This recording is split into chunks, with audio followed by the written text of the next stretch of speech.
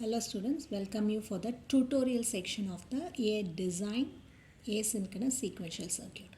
So we slowly go to the second step of the design, how to implement a primitive flow table of a circuit for the given problem. So here we have to design a primitive flow table for a asynchronous circuit. It is said that two inputs are given, x1 and x2, two outputs z1 and z2. That should satisfy the following four statements. So a problem statement is given. So always make sure, I told you earlier also, asynchronous sequential design circuit involves a problem statement. Each letter, word in that particular problem statement carries a information.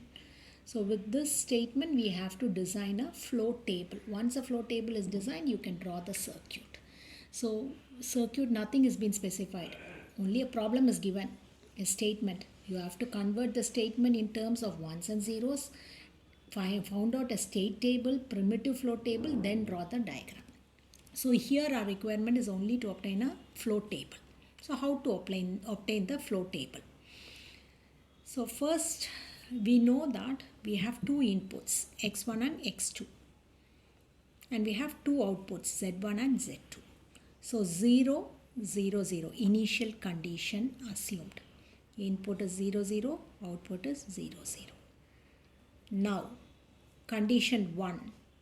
x1 and x2 is equal to 0, 0. Output z1 and z2 is 0, 0. It is already defined. Second condition. When x1 is equal to 1, x2 changes from 0 to 1. x1 will retain to go to 1. x2 is changing from 0 to 1. At that moment, output is 0, 1. So now you take here the condition. You can have 0, 0 to be changed either to 0, 1 or to 1, 0. Always assume in asynchronous sequential circuit, only one bit change is allowed. 2-bit change allowed, we call it as racing condition, which is eliminated condition. So only 1 bit change is allowed. So 0, 0 can be either converted into 0, 1 condition or 1, 0 condition. Clear? So there are two possible branches going out, either as 0, 1 or 1, 0. If it is 0, 1, what is our condition? x1 is 1. x2 changes from 0 to 1. See here, x2 is changing from 0 to 1. But x1 is retaining at 0 itself. Therefore, your output will remain the previous output. While coming here, x2 doesn't have any change. Only x1 is changed to 1. So there also you cannot produce the output 0, 1. It has to retain its previous value. Therefore 0, 0. So input slash output. That is how I mentioned these are the inputs, these are the outputs. Okay. Now come again to this condition. This is your present state. This is your present state 0, 1 slash 0, 0. Again, only 1 bit change is allowed. So you will have 2 times 2 branches evolving. This can be either changed to 0 or this can be changed to 1. These are the two possible conditions. This can be changed to 0. Therefore 0, 0. Next this can be changed to 1. So it is 1, 1. So when this is changing, check what are your given condition. See here, x1 is retained as 0 itself, but x2 is changing from 1 to 0. 1 to 0. So if this is changed, the conditions are not given. The conditions are not applicable here. Therefore, the output will retain its previous output. So what is previous output? 0, 0. That will be retained. If it is 1, 1, x2 is 1. See here, x2 is 1. But output is changing. See the condition 3. x2 is 1.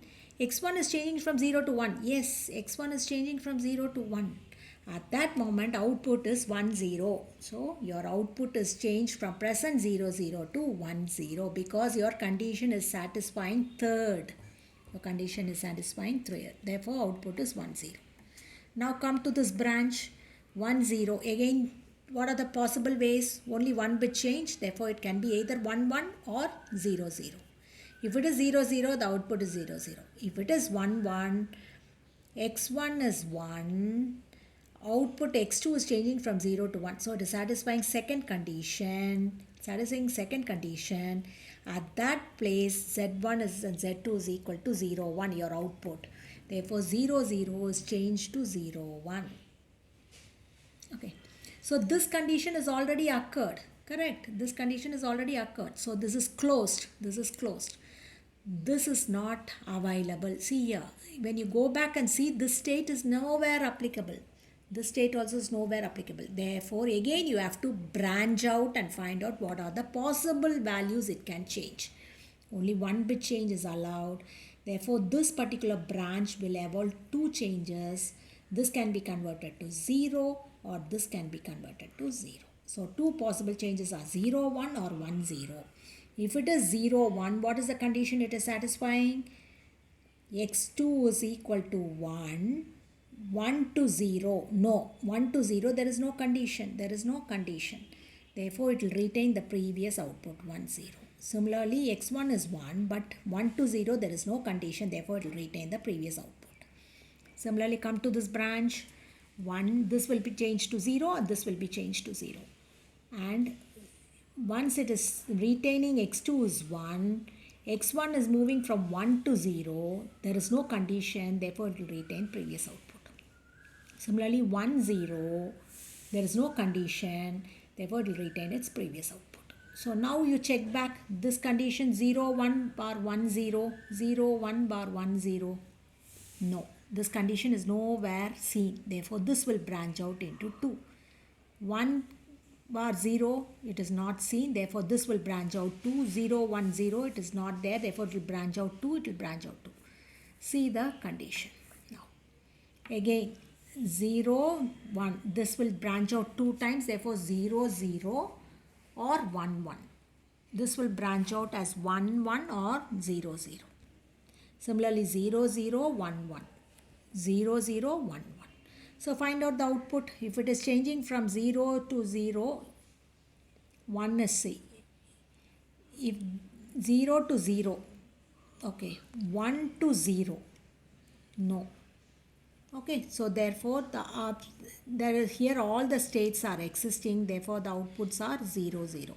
Similarly 1 1, x1 is 1, x1 is 0 to 1, therefore the output will change to 1 0, 1 0. Here also 0 0, here it is 1 1, when it is 1 1, x1 is 1, x2 is changing from 0 to 1, therefore the output is 0 1. Look into condition 2. Here it comes 0 0, therefore output is 0 0. 1 1 means it is changing, x2 is retained as 1, x1 is changing from 0 to 1, condition 3, therefore output is 1 0. Check your condition 3. 0 means 0 0. 1 1. Here x1 is 1, x2 is changing, condition 2. What is condition 2 output? Check your condition 2 output is 0 1. Write down. After this, I look back, this condition has already occurred, this has already occurred, this has already occurred, this has already occurred, this is all. So all the conditions are already occurred in your branches. So this is closed. This is closed. After you finish this branching format, now you need to assign each state, each branches one variable. So each new state is defined a variable. 0, 0 is defined A, 0, 1, 0 is defined B, this is C, this is already A, this is D, this is E, this is F, okay, this is F, this is G, this is H, this is I. These conditions are already there. So you have assigned every new state a variable. After you assign the variable, you can redraw this in a state diagram. A is going to, you can redraw. You are going from this branches now. A is going to 0 0. From the 0 0 variable A, it is going to B and C. It is going to B and C. A is going to B, A is going to C. C is going to be A, B is going to A. Similarly, from B it is going to D. From B it is going to D. D is going to G. It is coming from here, from this diagram. From this branches, I am converting this in terms of a state diagram. Once you finish the state diagram, we can convert this in terms of a flow table. This is our requirement, flow table. So how many states are there? A, B, C, D, E, F, G, H, I. Write down your present state in terms of your variables. Look into the state diagram and then draw the flow table. So A is going to A is going to same state A, both the outputs are equal. Therefore, this is a stable state. This is a stable state. A is going to B. A is going to B. Under the condition what? 0, 1. Under the condition 0, 1. Okay. A is 0, 0. A is going to 1, 0. Status C. 1, 0. Status C. And always make sure from 0, 0 it cannot go to 1, 1. 2-bit change is not allowed. Whenever you have a 2-bit change, we call it as a racing condition, and that is defined as undefined variables. Dash, dash. So wherever you have 2-state variables, there all you put dash, dash. It's an undefined variable. So try to fill up this flow table as you have it in the state diagram. Okay, after you move, next is B. B is going where? B is going to A, B is going to D.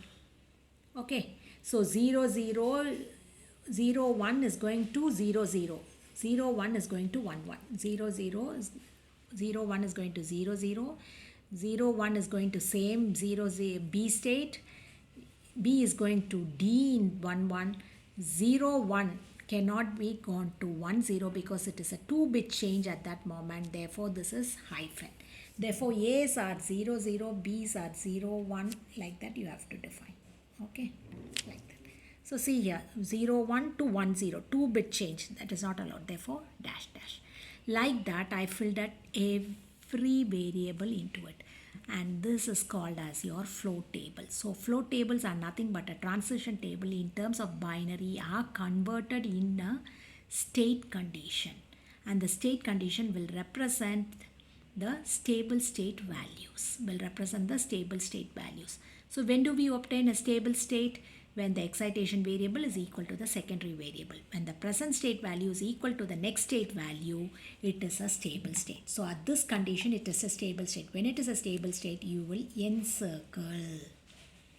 When it is equal, it is a stable state, which means that output will be produced from the circuit under this condition. Similarly, 0, 1 will go to 0, 1 itself, same state. Therefore, this is a stable state. This is a stable state. From the primitive flow table, you can come out with the implication table. So, implication tables are drawn. This is an implication table. It is drawn by eliminating the first row. Write down all the other values. Implication tables are drawn in such a condition that you eliminate the first row and write down all the parameters. So, B to I. Similarly, in your row wise, take from A to H, eliminate the last thing. Eliminate the last row. So, A to H. And you draw the boxes. So, once you draw the boxes, compare A with B. Compare A with B.